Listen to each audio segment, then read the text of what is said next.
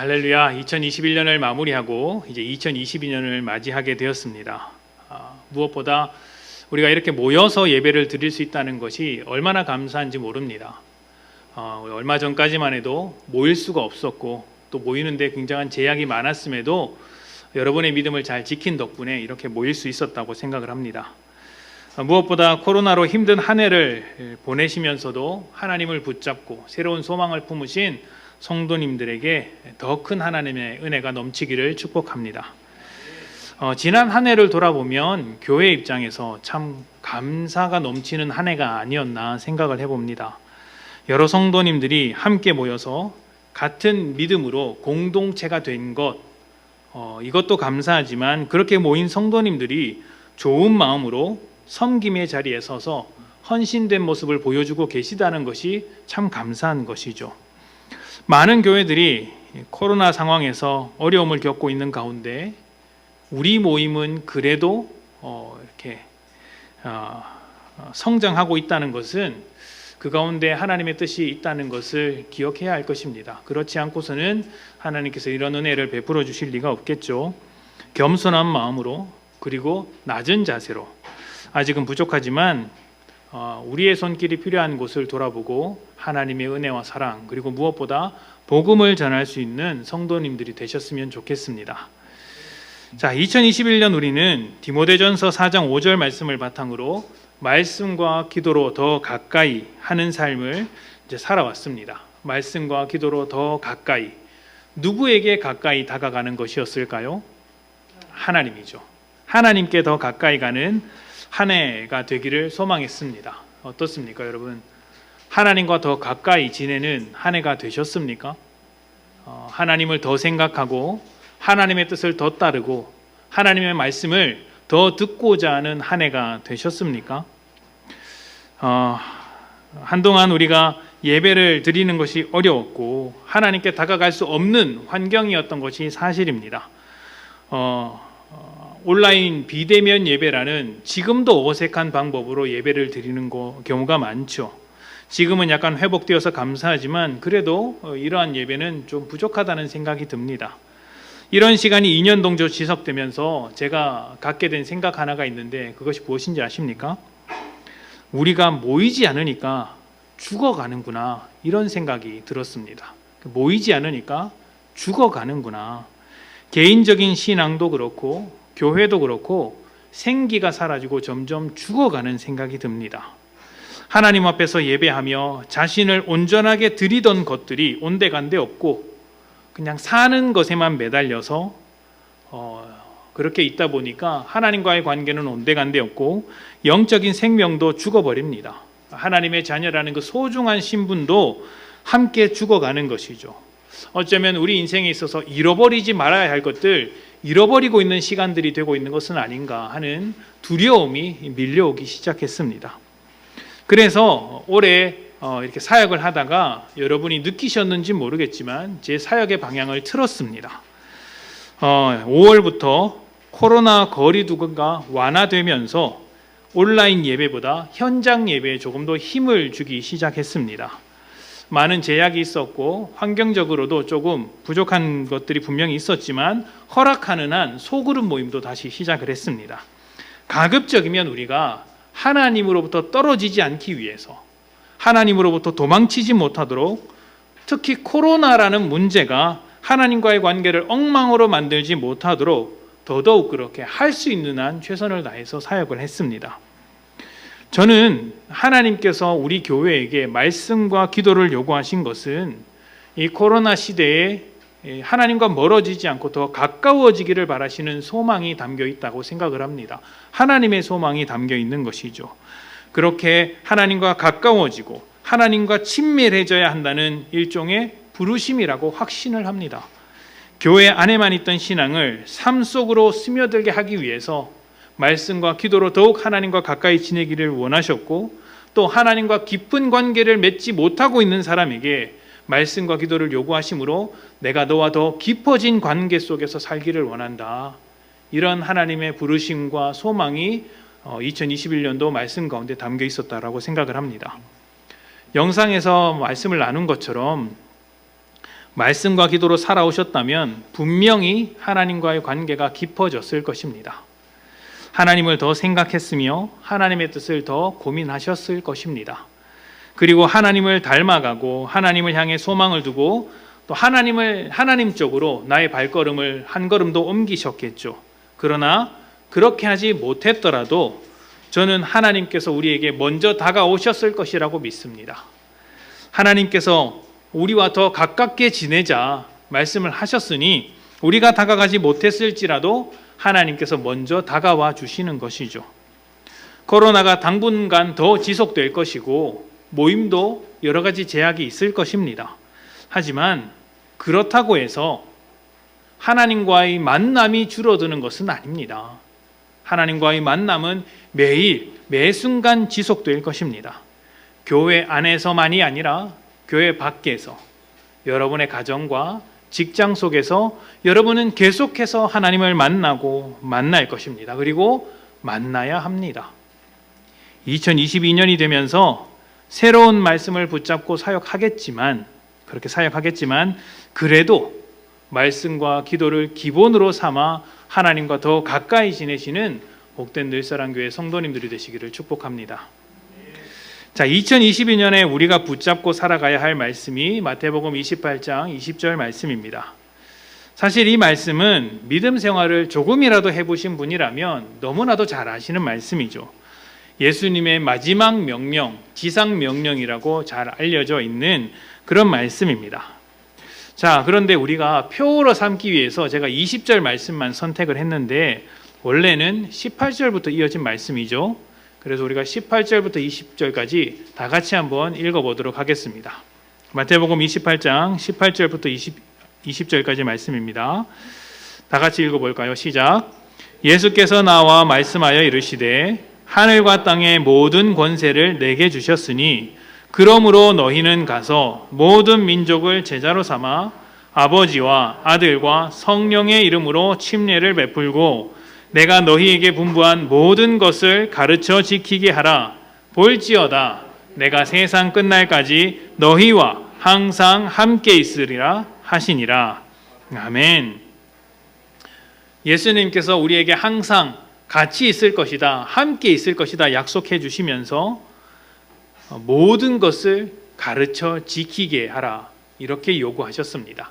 내가 너희에게 당부한 것, 내가 너희에게 가르친 것, 이 모든 것을 너희가 서로 가르치고 지키게 하라. 가르치고 지키게 하는 것, 이것이 2022년 우리의 방향과 목표라고 할 수 있습니다. 자, 이 말씀을 받고 확정한 것은 11월에서 12월로 넘어갈 때쯤, 12월 초쯤이었지만 사실은 그 전부터 하나님께서 계속 저의 마음과 상황 가운데 말씀을 주셨어요. 이렇게 방향을 이끌어가기를 요구하셨던 것 같습니다. 그 중에서 몇 가지 이야기를 좀 나눠보고 싶은데요. 아시는 분은 아시겠지만 제가 얼마 전에 두란노에서 주관하는 아버지 학교를 수료했습니다. 아버지 학교는 온누리 교회에서 시작된 것인데 지금은 일반 기업이나 교육방송 쪽에서도 EBS 쪽에서도 굉장히 관심 있게 추진하는 사업이라고 이야기를 합니다. 그만큼 아버지들에게 좋은 프로그램이겠죠. 제가 아버지 학교를 하게 된 것은 믿지 않는 여러분과의 만남 때문이었습니다. 한두 분과의 만남이 아니라 우리 지역 내에서 믿지 않는 남편 그리고 믿지 않는 아내들과 우연치 않게 이야기하게 되고 또 여러 이야기를 듣게 되면서부터 아버지 학교에 대한 마음을 좀 가지게 되었습니다. 많은 분들과의 만남이었는데요. 그 만남을 할 당시에 하나같이 가정에 불화가 있었던 거예요. 다툼이 없는 관계는 없습니다. 우리는 각자 다른 사람이기 때문에 누구나 다툼이 있죠.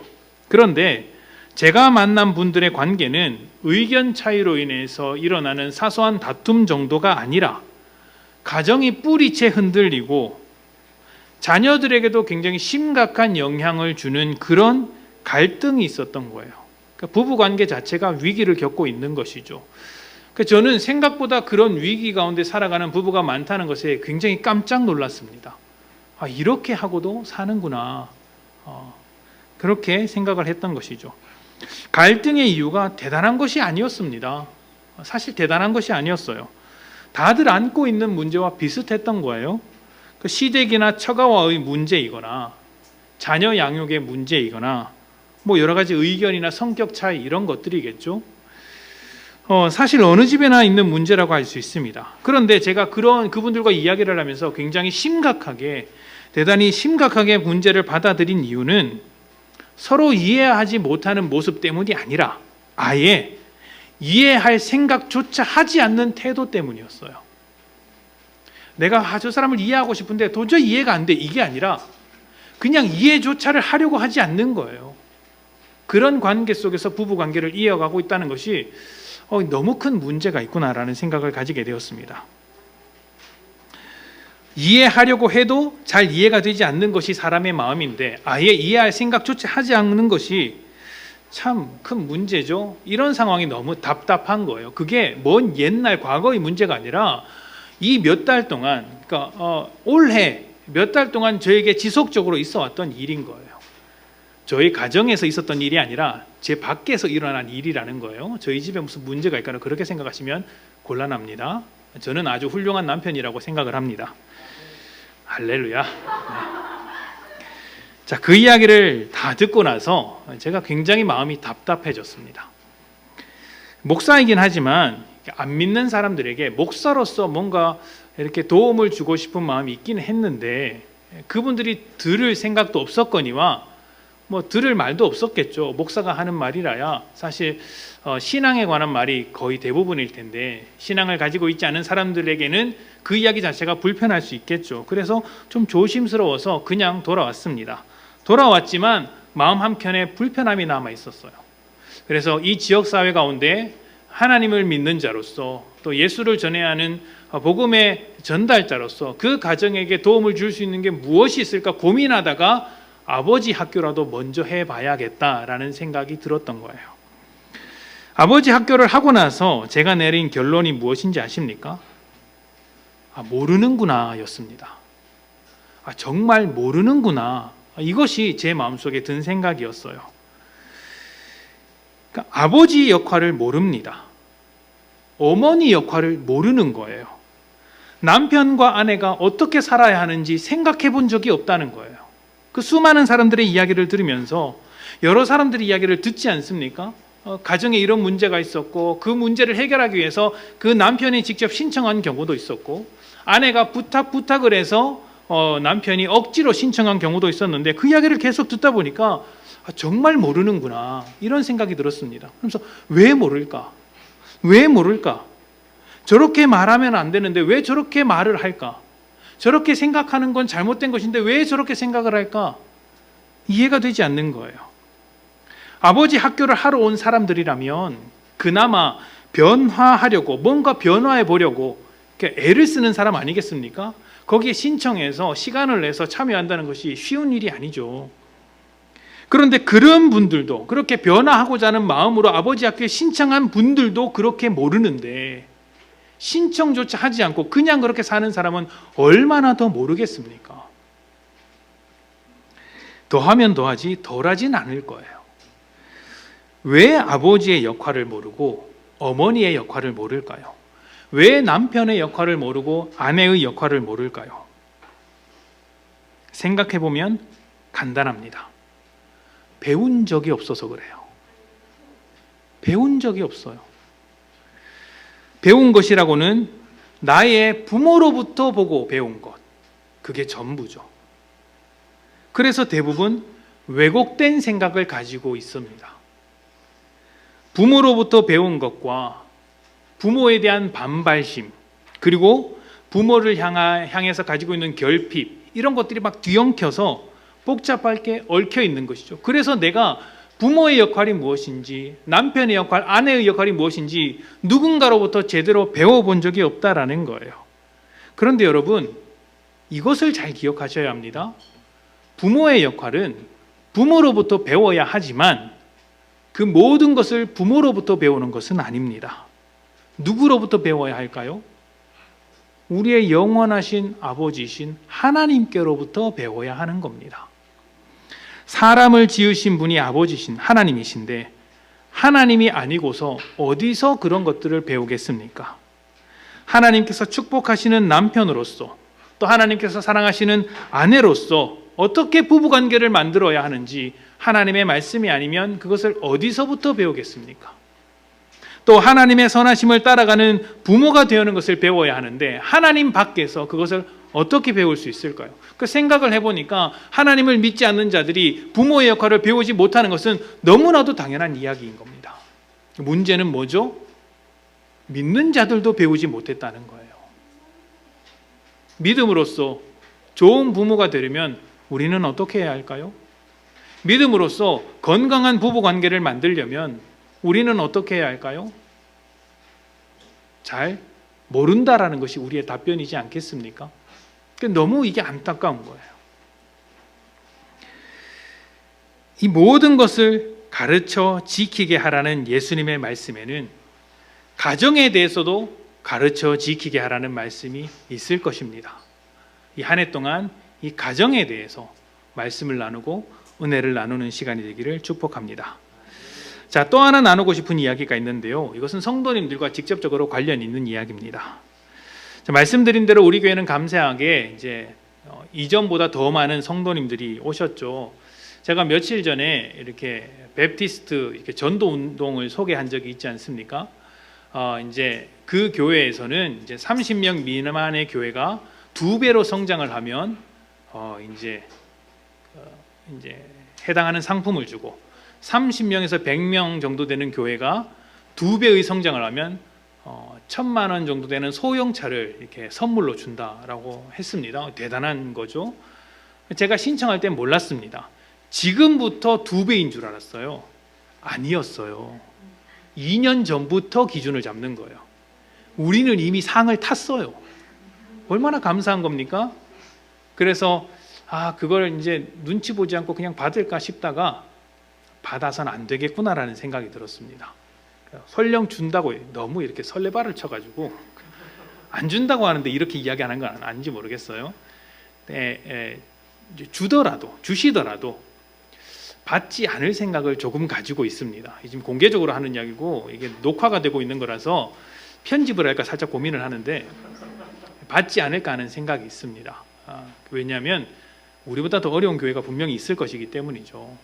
그래서 만약 가능하다면 이제 그런 교회에게 양보를 하고 우리는 이렇게 모여 있는 게 복이니까 이것으로 우리의 사역을 감당하는 것이 좋겠다 이런 생각도 들었습니다.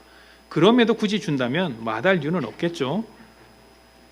참 감사한 일인데 저는 이렇게 성도님들이 모이고 주변에서 우리 교회를 궁금해하는 것 자체가 우리 안에서 또 성도님들의 삶에서 복음의 메시지가 계속 흘러가고 있다라는 어떤 증거라고 생각을 합니다.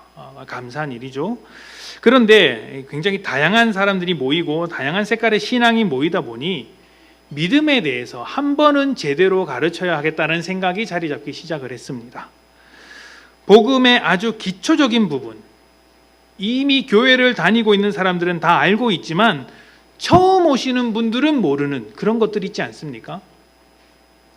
교회 다니는 사람들은 세상을 보면서 죄로 가득한 세상이라고 하는데 왜 그렇게 말을 하는지, 또 사람을 보고 죄인이라고 이야기하는데 왜 죄인이라고 이야기를 하는지, 예수님께서 십자가에 달려 죽으신 것이 과연 나에게 무슨 의미가 있는지, 복음이 무엇이고 구원이 무엇인지 믿음이 무엇인지 이런 것들을 최소한 한 번은 우리가 알고 넘어가야 되겠다. 또 처음 믿음을 시작하신 분들이 계신데 그분들에게 도움이 되기 위해서라도 건강한 믿음으로 자라기 위해서라도 한 번은 가르쳐야 할 필요가 있겠다라는 생각이 들었습니다. 이런 가르침은 신앙생활의 뼈대라고 할 수 있습니다. 제자훈련하면서 우리가 과정을 이렇게 소개를 하죠. 말씀과 기도를 강조하는 첫 번째 권은 이제 신앙의 기초, 뿌리를 내리는 것이고, 그 다음 교리적인 부분은 그 기둥을 세우는 것이고, 마지막 세 번째는 신앙의 열매를 맺는 것이다. 이렇게 이야기를 합니다. 말씀과 기도가 믿음의 기초이자 뿌리라면 이 교리적인 부분, 신앙이 무엇인지 가르치는 부분은 믿음의 뼈대이자 기둥과 줄기라고 할 수 있습니다. 뿌리를 아무리 잘 내려도 줄기가 없으면 열매를 맺지 못하는 거예요. 기초공사를 아무리 잘해도 기둥을 세우지 못하면 높은 건물을 세우지 못합니다. 자라가지 못하고 성장하지 못하죠. 믿음의 기본적인 내용들은 하나님을 설명하는 것이라고 할 수 있습니다. 하나님을 잘 이해하면 믿음이 잘 성장하게 되어 있는 거예요. 하나님을 잘 이해하면 어려운 상황을 만나더라도 쉽게 넘어지지 않습니다. 오히려 그 모든 상황을 하나님의 눈으로 바라보며 해석해낼 수가 있는 거예요. 상황을 이겨낼 수 있는 근력을 갖추게 되는 것입니다. 예수님께서 제자들을 남겨주시면서 가르쳐 지키게 하라고 하신 이유가 무엇이겠습니까? 세상의 속임수 앞에서 흔들리지 않도록 먼저 진리로 무장하라, 이런 말씀 아니겠어요? 기독교 신앙의 기초적인 내용을 잘 배워서 든든히 서고, 또 이 한 해를 지나서 마지막 때에 이르렀을 때 기둥을 잘 세워서 내가 더 성장할 수 있게 되었다, 줄기를 잘 세워서 열매를 맺게 되었다 고백할 수 있는 그러한 한 해가 되기를 축복합니다. 마지막으로 하나만 더 말씀드리도록 하겠습니다. 11월 달쯤에 제가 존경하고 좋아하고 사랑하는 목사님 한 분을 만났습니다. 아무도 없는 카페에서 이렇게 목사들이 또 그런 눈치를 잘 봐요. 그래서 이제 코로나 때문에 모이면 안 되니까, 우리가 성도들한테 또 폐를 끼치면 안 되니까 코로나에 걸리지 말자, 그래서 운전을 해서 아주 먼 곳으로 떠났습니다. 떠나서 사람이 전혀 있을 수가 없는 그런 카페에 가가지고 맛없는 커피 한 잔을 마시면서, 사람이 안 오니까 이제 유명한 곳은 아니라는 거죠. 그래서 그렇게 엄청 이렇게 맛있지 않은 커피를 마시면서 꽤 오랫동안 대화를 나누었습니다. 근데 그때 그 목사님께서 이런 말씀을 하셨어요.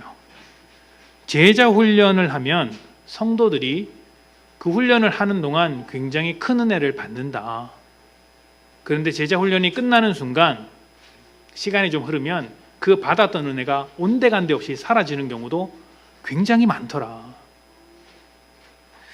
제가 그 이야기를 무시할 수가 없었어요.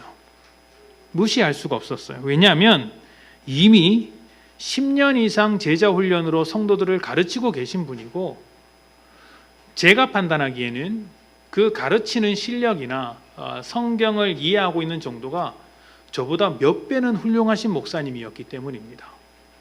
그러니까 그분이 그렇게 이야기하시니까 저는 오죽하겠어요. 그냥 흘려들을 수가 없는 거예요. 그래서 그분께서 뭐라고 이야기하셨냐면, 제자 훈련만으로 끝나서는 안 된다라고 이야기하셨어요. 그러면서 이제 이런 것들을 해보라고 제시하셨던 것 중에 하나가 사역 훈련이었습니다. 사역 훈련. 제가 그냥 그분의 이야기를 듣고 그렇게 해야 되겠다라고 말한 것이 아니라 그 전부터 이 제자 훈련에 대한 고민을 가지고 있었어요. 제가 그래서 말씀드렸지 않습니까? 내년에는 제자 훈련이 아니라 다른 훈련을 할 수도 있다, 다른 것을 할 수 있다라고 몇 번 말씀을 드렸던 적이 있습니다. 제자 훈련은 아무래도 개인적인 훈련이에요. 나를 점검하고 하나님을 알아가며 조금 더 적극적인 제자가 되도록 돕는 데는 좋습니다. 그런데 자칫 잘못하면 제자 훈련을 했다는 것만으로도 자기의 신앙을 증명하는 위험을 가질 수가 있어요. 제자 훈련을 했다라는 그 어떤 수료했다라는 그것으로 내 믿음이 좋다라고 말하는 거예요. 그것은 위험한 것이죠.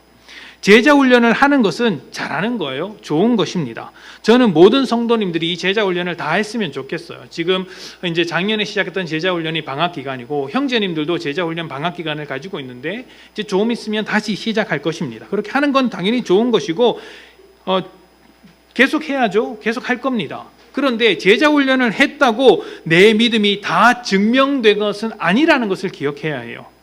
믿음은 언제나 내 삶으로 증명되는 거예요. 삶으로. 그리고 우리가 제자 훈련하는 것은 믿음을 내 삶으로 살아내기 위해서 제자 훈련을 하는 거예요. 제자 훈련을 하고 또 여러 가지 프로그램에 참여하고 교회를 오랫동안 다니고 예배와 기도에 열심을 냈다고 한들 그것이 종교 생활에만 그치게 된다면 그건요, 머리만 커지는 거예요. 머리만 커지는 것. 여러분, 머리만 커지면 어떻게 되는지 아십니까? 정죄하기 시작합니다. 정죄하기 시작합니다. 제자 훈련 한 사람은 안 한 사람을 정죄하기 시작합니다. 아니 왜 제자 훈련을 안 해? 나는 해보니까 너무 좋던데. 이게 은혜를 끼치기 위해서 권하는 것이면 괜찮은데 정죄하는 데까지 나아갈 수가 있습니다. 교회 전통과 사역에 익숙한 사람이 그렇지 못한 사람을 정죄할 수 있어요. 오랫동안 교회 생활한 사람일수록 교회 전통에 익숙하죠. 그 익숙함을 가지고 다른 사람을 판단하는 거예요. 왜 저렇게 하느냐. 머리만 커진 거예요. 예배와 기도에 열심을 낸 사람들이 그렇게 하지 않는 사람들을 정죄할 수 있습니다. 얼마든지 정죄할 수 있어요. 정죄하는 게 뭔지 아십니까? 정죄는 죄를 판단하는 거예요. 죄를 판단하는 위치는 하나님밖에 없습니다. 그러니까 정죄하는 사람은 하나님 위치에 선다는 거예요. 교만한 것이죠. 교만한 거예요. 배웠다면 실천하는 게 무엇보다 중요한 것입니다. 예수님도 이렇게 말씀하셨어요. 가르쳐라 라고 말씀하지 않으셨어요. 가르쳐 지키게 하라 라고 말씀하셨어요. 가르쳐 지키게 하라. 지키는 게 중요한 거예요. 여러 훈련으로 배웠다면 실천해야 합니다. 실천하지 않으면요, 배운 것을 가지고 정죄하는 길로 빠지게 됩니다. 실천하지 않는 사람은 정죄하게 된다니까요.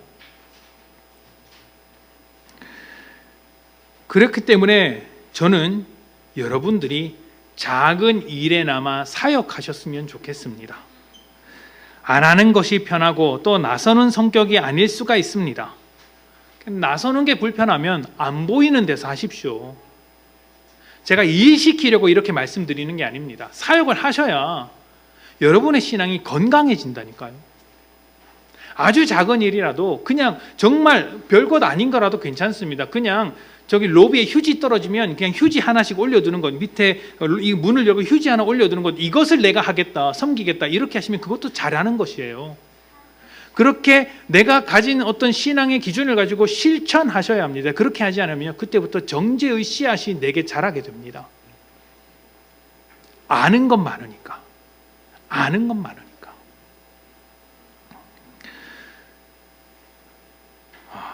머리와 몸이 함께 자라야죠. 머리만 가득 차면요, 정상적이지 않습니다. 그리스도인은 예수 그리스도를 닮아가는 사람이죠. 예수님께서는 우리를 말로만 섬기셨을까요? 말로만 사랑하셨습니까? 그분은 몸으로 하셨습니다. 제자들의 발을 직접 씻기셨고 고통받는 자들에게 직접 찾아가셨으며 무엇보다 우리의 죄를 대신 지시고 십자가에 달리셨습니다. 말로만 달리신 게 아니라 몸으로 달리셨다는 거예요. 모두 몸으로 직접 하신 것입니다. 그렇기 때문에 우리가 제자라면 몸으로 직접 해야 하는 것입니다. 해야 하는 거예요. 실천해야 하는 거예요. 이것뿐만이 아닙니다. 저에게 이러한 일들, 지금 제가 3가지만 말씀드렸는데 이와 비슷한 일들이 반복적으로 있었어요. 저는 이런 일들이 다른 생각을 품을래야 품을 수 없도록 하나님께서 확실하게 못 박아주신 것이라고 생각을 해요. 그래서 2022년 우리는 가르쳐 지키게 하라, 이 말씀을 가지고 사역을 할 것입니다. 가르쳐 지키게 하라. 여러분들의 입장에서는 배운 대로 행하는 것이에요. 무엇을 가르쳐 지키게 할까요? 기본적으로 제자 훈련은 그대로 할 것입니다. 그리고 말씀과 기도도 계속 이어가겠습니다. 거기다가 몇 가지 교육을 주일 예배와 다른 사역들을 통해서 진행하겠습니다. 첫 번째로는 믿음에 대한 교육입니다. 믿음의 기초를 충분히 이해할 수 있도록 여러분들에게 말씀을 전하고 사역을 하도록 하겠습니다. 그리고 이것을 통해서 우리의 믿음이 훨씬 더 단단해지기를 축복합니다. 자, 두 번째는 부부 교육을 할 거예요. 부모 교육을 할 것입니다. 신앙은 관계가 전부라는 말이 있습니다. 하나님과의 관계를 시작으로 나를 비롯해 주변의 모든 사람들과의 관계를 아름답게 만드는 것이 믿음의 전부다라고 설명을 하는데요. 그 관계의 중심에 부부 관계가 첫 번째인 거예요. 가장 중요한 관계, 부부 관계입니다. 여기서부터 새롭게 한번 만들어 가 봅시다. 저는요, 이 시대가 흘러갈수록 부부 관계를 참 이상하게 만들어 간다라는 생각이 듭니다. 이 시대가 이 부부 관계를 좀 이상하게 만들어 간다라는 생각을 지울 수가 없어요. 가장 소중해야 할 부부 관계를 별것 아닌 것처럼 자꾸 생각하게 만드는 일들이 많은 것 같아요. 법도 그렇게 바뀌는 것 같고, 언론이나 방송에서도 그렇게 주장하는 것 같고, 지키지 않아도 될 것으로 만드는 것이 좀 이상하다는 생각이 듭니다. 언제든지 기분 나쁘면 깰 수 있는 그런 관계로 만드는 것 같아서 좀 마음이 아픕니다. 이게 얼마나 심각한 문제인지 그리스도인 중에서도 그런 생각을 갖고 계신 분들이 꽤나 많은 것 같아요. 모든 상황과 모든 부부 관계를 일방적으로 다 설명할 수는 없겠지만 적어도 성경이 말하는 남편과 아내 그리고 부모에 대해서는 알고 있어야 하지 않겠습니까? 그리고 그것을 바탕으로 내 삶에 적용시켜 가는 거예요. 똑같지는 않더라도 적용시켜 가는 거예요. 혹시 우리 교회 안에는 없겠지만 혹시라도 무너진 가정을 보게 된다면 우리가 들은 이 말씀으로 인해서 회복되는 역사가 있기를 소망합니다. 자, 세 번째 제가 가르치고 지키게 될 것은 사역훈련입니다. 사역은요, 단순하게 일을 하는 게 아니에요. 섬김을 통해 성도를 살리는 거예요. 성도를 돕는 거예요. 그리고 교회를 세우며 궁극적으로는 하나님 나라를 만들어가는 것입니다. 하나님께 은혜를 입은 사람은 하나님 나라의 가치를 알고 있죠. 교회의 소중함도 압니다. 성도에 대한 사랑도 가지고 있습니다. 그래서 먼저 섬기는 거예요. 근데 그냥 섬겨서는 이 섬김의 방향이 어떠한지를 모르지 않습니까? 그래서 더 잘 섬길 수 있도록 더 섬김의 과정을 잘 해낼 수 있도록 사역 훈련을 하도록 하겠습니다. 그래서 우리 모두가 함께 섬기는 공동체가 되었으면 좋겠어요. 다시 한번 부탁드릴게요. 여러분, 뒤로 빠지는 신앙은 절대로 건강한 신앙이라고 할 수 없습니다. 아무 데서나 나서는 것도 곤란하지만 내가 섬겨야 할 자리에 또 내가 충분히 섬길 수 있는 자리에서 섬기지 않는 것은 겸손이 아니라 그 자리를 보게 하시는 하나님을 무시하는 것일 수가 있어요. 교만한 행동일 수 있어요. 나는 높이 올라가는 것에 이렇게 관심이 없어서 그냥 교회 안에서 조용히 있겠다. 그건 그냥 방관자에 불과한 것입니다. 교회는 성도들의 신앙이 자라면 자랄수록 책임지는 자리에 서야 하는 거예요. 그게 섬김인 거예요. 사역 훈련을 통해 하나님 나라의 순종과 섬김과 헌신으로 동참하는 늘사랑교회 성도님들이 되시기를 소망합니다. 이렇게 세 번째로 끝나면 좋겠지만 한 가지가 더 있어요. 이 세 개는 기본으로 할 것이고요. 한 가지는 제가 좀 고민이 되긴 하는데 일단 말씀을 드리겠습니다. 무엇이냐면 세계관 교육입니다.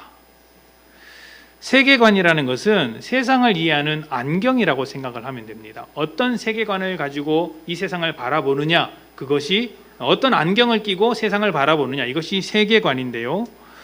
이 복잡한 세상을 살아가는 우리에게 반드시 필요한 것 중에 하나입니다. 그래서 그리스도인으로서 우리가 세상을 어떻게 바라보아야 할 것인지, 또 죄로 가득한 세상에서 믿음으로 살아가는 것이 무엇인지를 이 세계관 교육을 통해서 알아갔으면 좋겠습니다.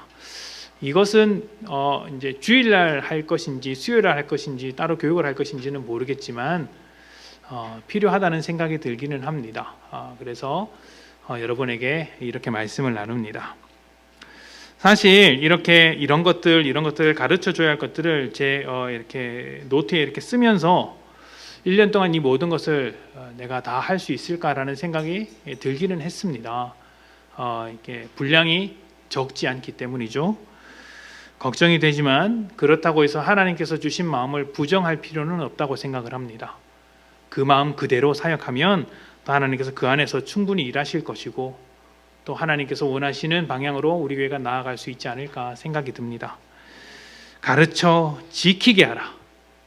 가르쳐 지키게 하라. 2022년 우리에게 주신 하나님의 말씀입니다. 이 말씀을 기억하면서 새로운 소망을 품는 복된 성도님들이 되시기를 축복합니다.